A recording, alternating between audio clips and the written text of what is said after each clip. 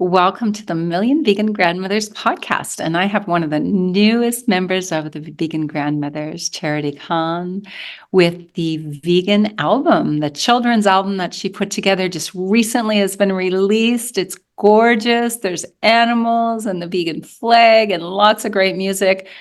Very sweet, non-judgmental music about just eating plants because we love the animals. Welcome, Charity. Oh, Tami, it's so great to be here. I'm so grateful that I found Healers and the Million Vegan Grandmothers and from just more community. It's so wonderful. Well, thank you. And thank you. Music, I continue to talk about music, sing all the time. I remember when I was young, somebody in my family told me I was tone deaf, so I stopped singing for a couple of years, but then I started singing again. And I just believe music is so deep. I can think of a song I liked when I was 11 or 12 or 13, and I can actually have the memory of where I was the first time I heard that song. So music goes really deep into us. So thank you for bringing the vegan message of love and inclusion to the children and the world through music. Oh my gosh, you're welcome. I agree with you about this, the deep power of music to really change our brains and our hearts. And, kids especially are such sponges.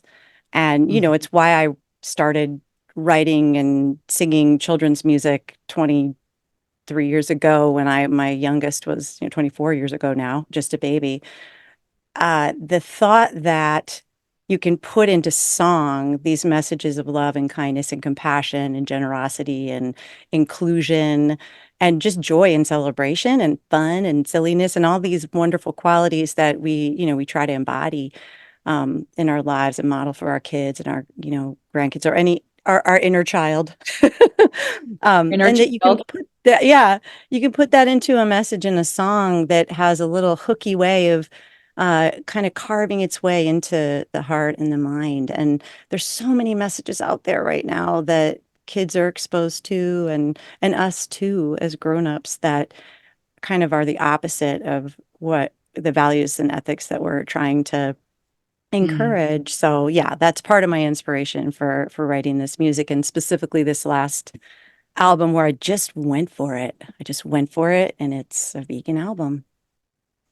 It's amazing. And that's simple, the vegan album. We played on the last VCOP, Convergence of the People with Climate Healers and the Million Vegan Grandmothers. One of your music videos, Old MacDonald had a sanctuary farm. And it's quite a way to bring people in because it's really fits with the grandmother's philosophy or pledge or declaration is that the fierce love for the grandchildren of all species compels us to act with fierce love, with fierce love, but we do it in an embodied, joyful way. How else do we attract? We can say through promotion, but that only goes so far.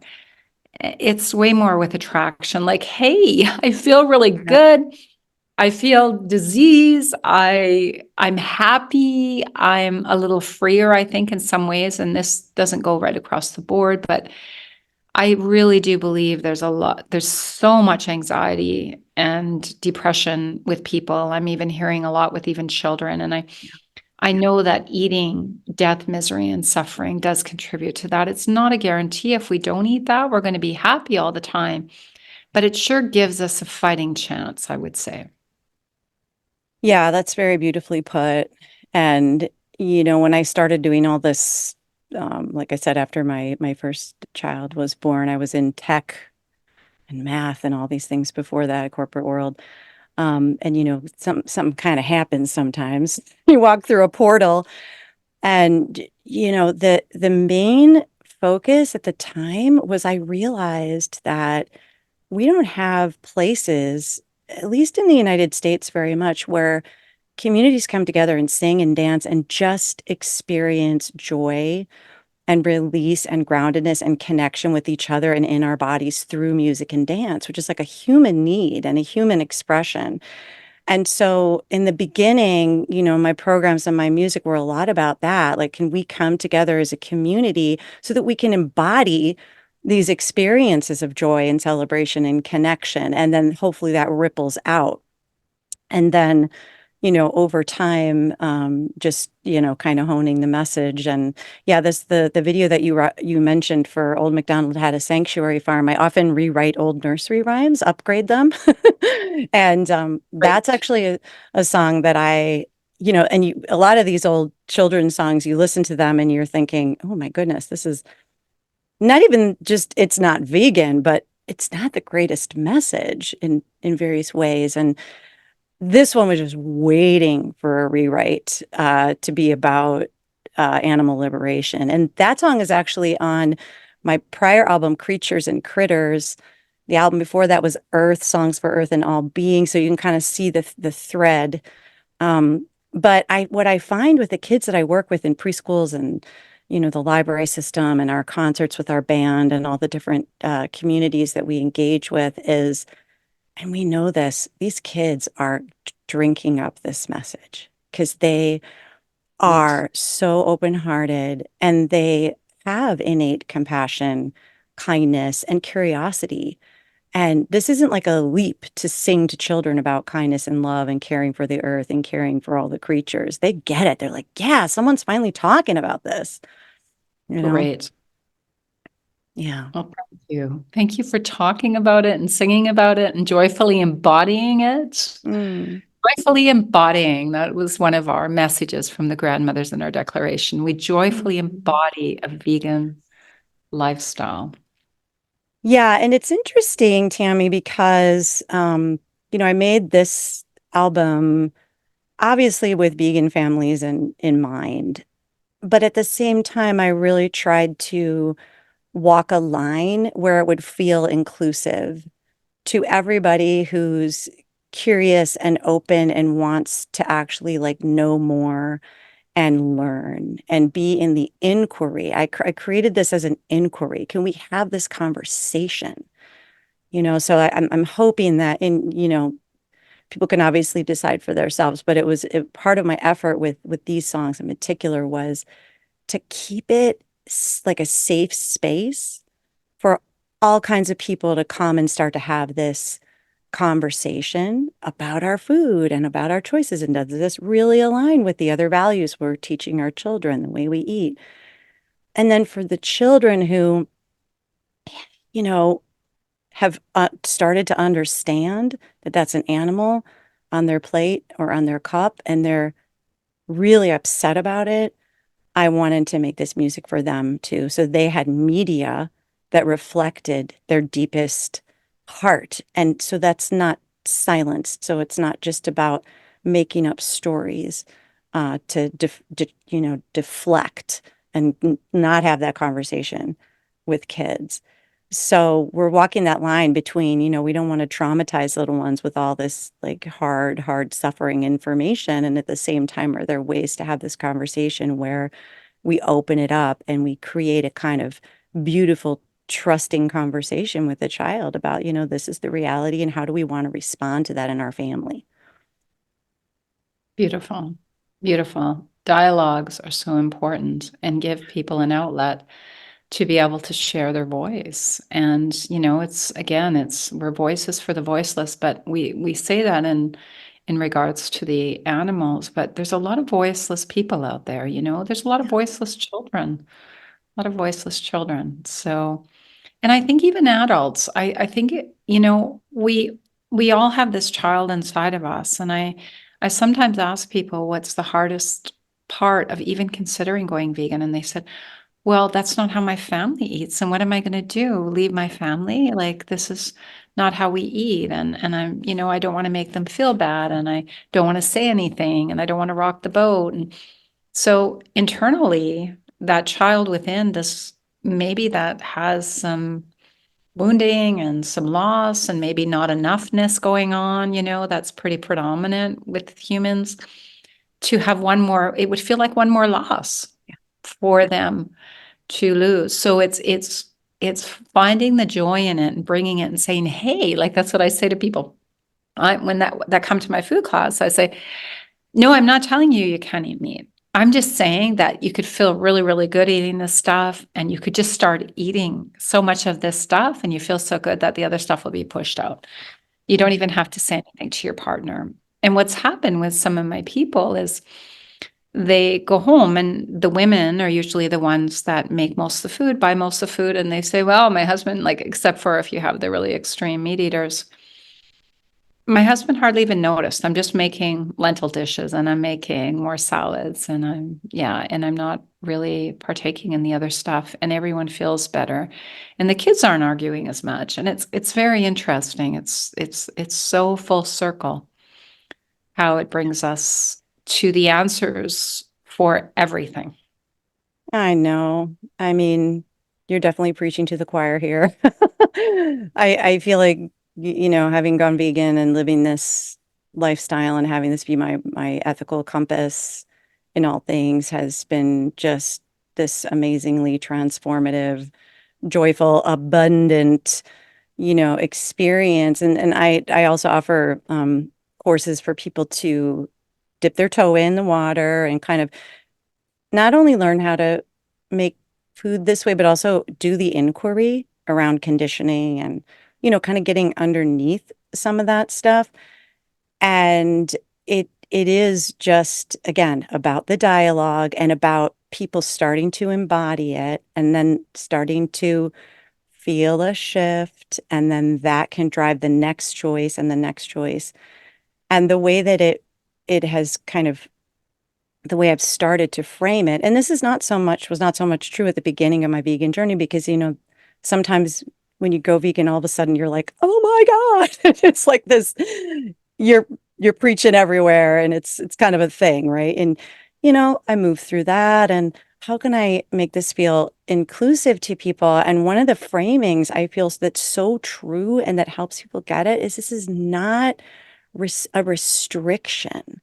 This is the opposite of restriction. This is abundance. This is opening up like a whole new world of food and choices and deliciousness and flavors and textures and the abundance of multiple times a day making a choice that causes less harm. I mean, everybody wants to cause less harm, and in our world right now, this is like the one of the places where we actually have the power to make that change, even in a small way. And I think that's something to give children who, like you said a minute ago, are often voiceless and really, in a way, are powerless because the adults are kind of running the show. But to honor a child's innate compassion and and desire to not participate in animal harm and then give them that choice and that power, like how empowering is that? How amazing would that be? So it's really the opposite of I think what people think. It's not a it's what you said earlier about the loss of losing family connection and stuff. Like that's very real and that can be something that has to be addressed along the way. But I think overall people figure that out and they learn how to navigate that. Just to Right. validate the scariness of that, because that is a basic human need to feel like you're part of the tribe. It's pretty fundamental. Absolutely. Yeah. Absolutely. And very quickly making that commitment. Dr. Will Tuttle says if you're making the commitment for your health, it will be very easy to break it. But if you're making the commitment because you see the whole picture, you see the way the animals are treated and how it's interconnected with, the destruction of our planet and the suffering, then you're way more apt to stay with it. And it makes it really easy. It made it really easy for me when I seen things that when I saw, what I was shooting for. And then it was just joyful. It was like showing up with a couple really amazing dishes to everything I went to, not really sitting close to anybody that's eating flesh food, sitting at the counter or wherever I chose to sit. And people were like, can I have that recipe? Or they look forward to me, the dishes that I bring or the Yeah. desserts I bring. So yeah, it's finding a way because I don't have any vegan family. Hmm. My biological family, there's not one member of my biological family that's vegan. Hmm. My Same partner, of here. course. Yeah, same here. Yeah. And luckily my partner is, but yeah, and you know what? It's okay. That's not, it's like I work with that, you work with that. Um, Mhm. And I mean, in general, think about all the things you might disagree with your family about. I mean, it's like, it's not like we all have everything in common with our families anyway. So, I think it gets a little more complicated when what to do with this younger generation.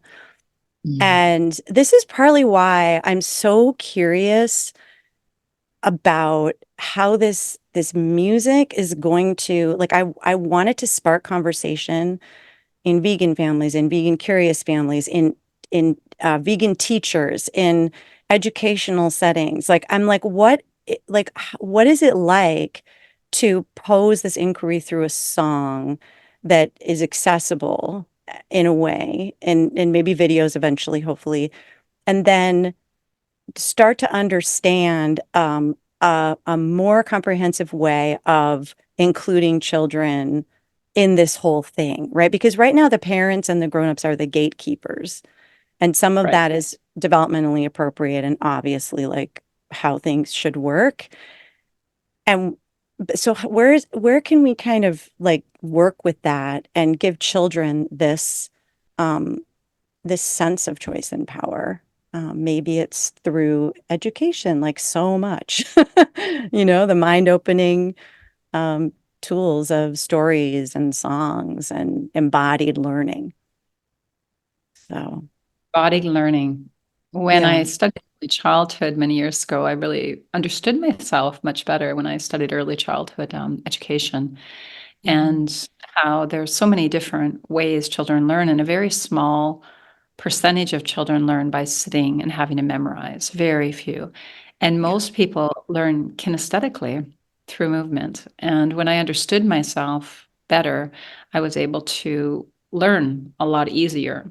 I would, I would do audio, I would record my lectures, and then I would go running and I would listen to them when I was running, and I could recall exactly where I was and what birds, were there. And I think that dancing and listening and embodying and visualizing is such a great way to really bring it on board. So thank you. So when did the vegan album begin? When did you start working on this album in particular? Well, I'm always writing songs. And so I think one of the songs on the album I wrote as long ago as 2016. I would say that most of the songs were written maybe in the last, like, over the last 4 or 5 years. It kind of started coming together. And then, literally in the last week before we released it on Earth Day, I was like, oh no, there are two more songs that are missing. And one was this song, Friends Not Food, that I had written a while ago. And I hadn't quite figured out how to put it on the record without it sounding preachy and being a bit much. And I had the realization when I was out in the forest with my fur baby dog, Lucas, just listening to the birds. And all of a sudden it was like, oh, I need to start the song with a question instead of a statement. And so the song now starts out with, do we really need to eat animals to live long and prosper? Originally, it was, we don't need to eat animals to live long and prosper. So I just tweaked that one little thing, and it all of a sudden was like, okay, now we're in a conversation, a dialogue, an inquiry. And the whole song has a bunch of just sort of questions like that in there. And I put big words in that song. That's the one that's like, can we examine our internalized speciesism? Because I've never shied away from using big words with kids because that's how they learn. They can say, what does that mean, mom or dad, grandma? Um, and then the other song that I wrote kind of at the last minute was a song called Kindness Matters, because I really wanted to have a sense in the album that these tiny little, like every little thing that we do matters so much if it's in the direction of kindness. I didn't want people to have the experience with the album of like some kind of overwhelm, or maybe oh gosh, yes, I get it. And now I have to go vegan and I'm so overwhelmed. Like I didn't want that. I wanted this message of, it's really, this album is about kindness. That was actually originally going to be the name, is Are You Kind? That's the second track on the song. and I decided to just go for the vegan album. But it's really the messages that run through it are kindness, compassion, inclusion, respect of all beings. And so I wanted to make sure there was a song in there that really expressed to people, kindness is an intention. It's not about perfection, right? So it's like we can have this barometer, this kind of compass of kindness, and we're not going to be perfect all the time. And just because we're vegan doesn't mean we are perfect. It doesn't mean we don't still cause harm and we're not we're always making amends, making living amends. So yeah, so we kind of had a crazy week right before the release, finishing those songs. And yeah, I have this amazing band. I've been playing with these guys for a long time. My drummer and bass player, David Rokeach and Paul Lamb, and then Darren Rovin, my husband and my guitar player, is also the engineer and the producer on all my music. And the band is just, I think they're so talented, and Darren's so talented. So I write these songs, and then I'm so lucky to have these incredible musicians to really bring my vision to fruition. And then Darren just makes it sound amazing in the studio. So, and then we dance, then we have concerts and we dance. You live in Northern California. I want to come and dance with you. Yes, you're not that far. Not that far. I'm just one plane ride away. Yeah. Well, yeah, I'm in Oakland. We perform all around the Bay, and I lived in San Francisco for 26 years, raised my kids there out by the beach, and built a whole kids music scene out there. And yeah, it's been I feel really grateful to have figured out that this was the path that I, needed to walk down and to find a way to do it. So. So how long have you been vegan, Charity? I know you've been vegan as you spoke earlier. You've been vegan in your heart forever because you would never intentionally want to hurt an animal. So you always had a vegan heart. And sometimes it's just aligning. We just need to align, right? Yeah. And it took me a while. I'm 12 years in now, and I'm 54. So that means it wasn't until I was 42. And I mean, this is the thing that gives me a lot of compassion for other people, is like, it's not everyone's, vegan from I love what you just said. Oh my gosh. Yes, we're all born vegan ethically.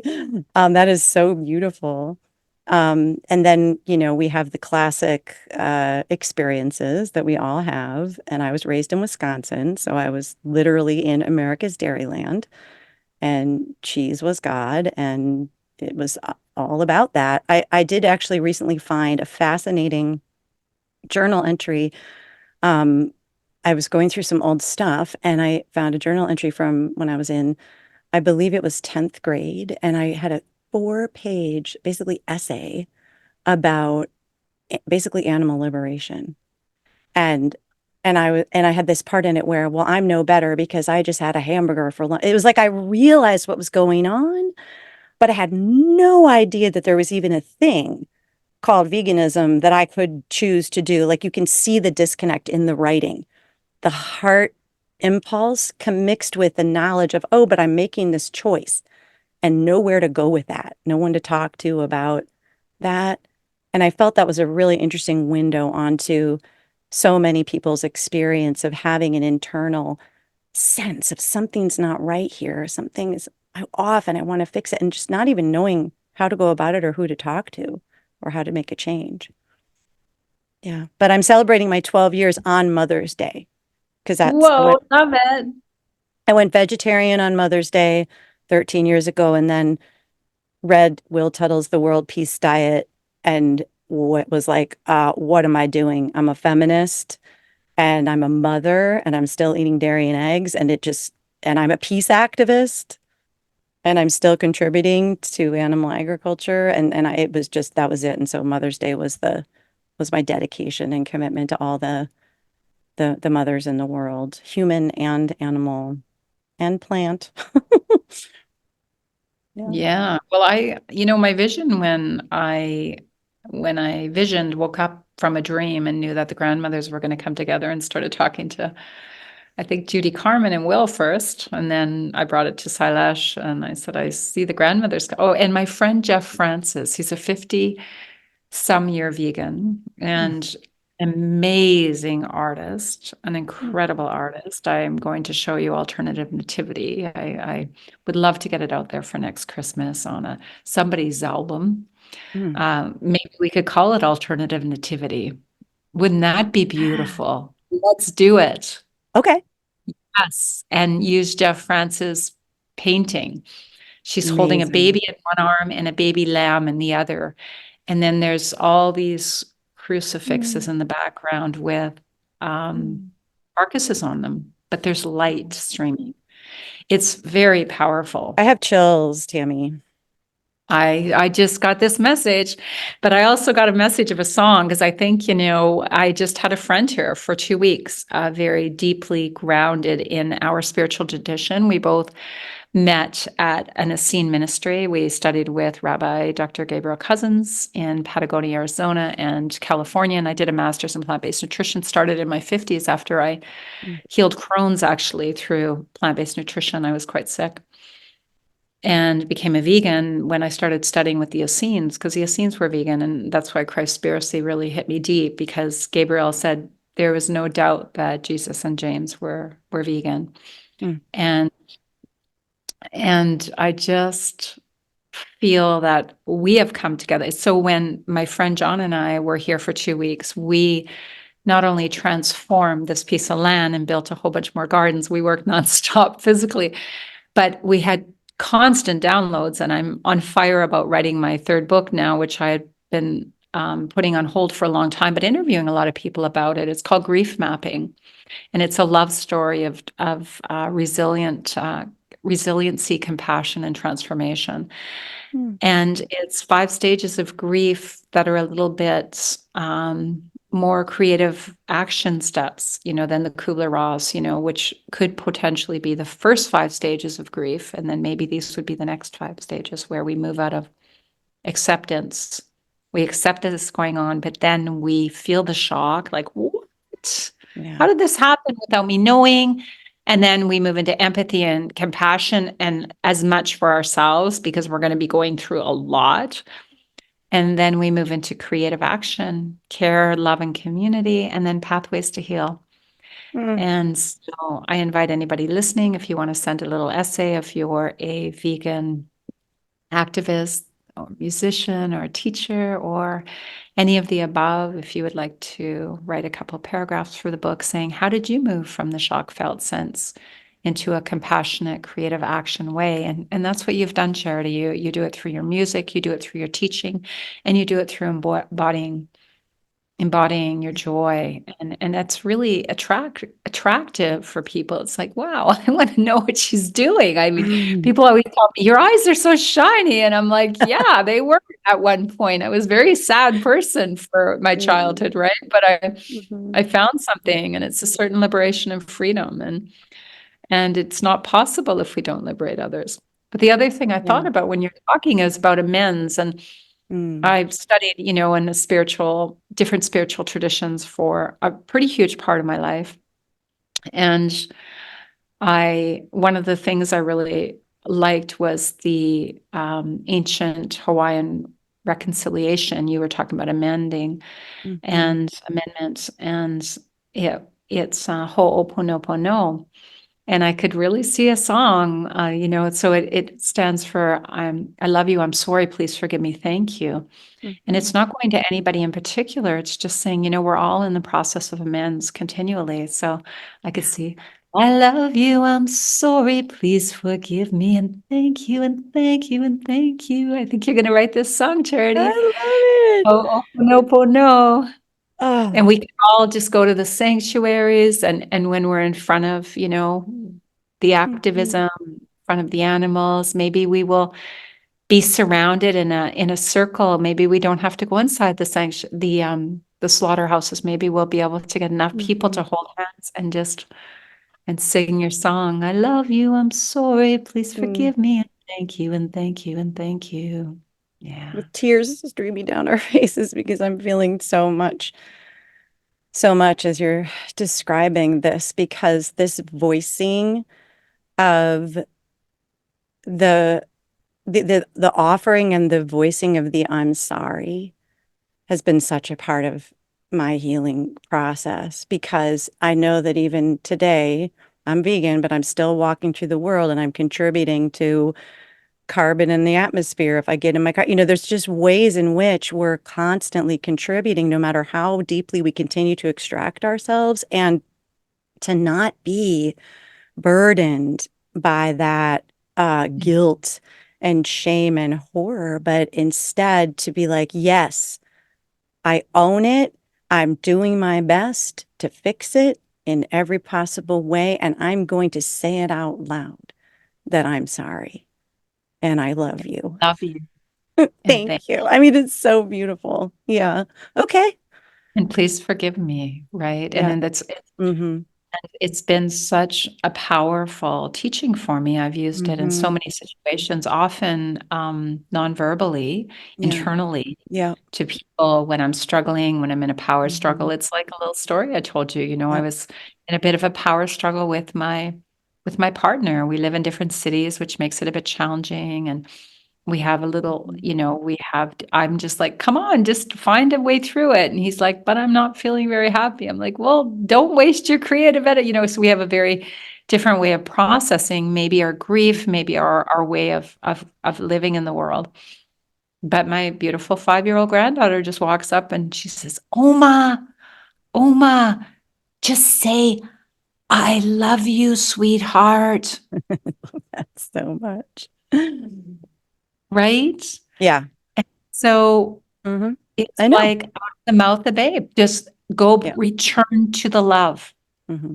Yeah. Return to the love. Yeah. And I mean, of course, this is, there's an assumption there that we have capacity, right, in that moment and that we're resourced. And, that's not always the case based on triggering, based on whatever's up. Like it is sometimes impossible in that moment to channel that, but we can, but that doesn't mean we shouldn't try, and not, and we need to have that intention, right? And then with, at least the way it works for me is, since I have that intention, I'm much more likely to notice if I didn't, if I sort of got off track, and I'm much more likely to be able to sort of forgive myself, so that I can then actually go make the amend or take responsibility, right? So it's like having the awareness of that love and kindness, when all else fails, be kind, right? And we just try, and then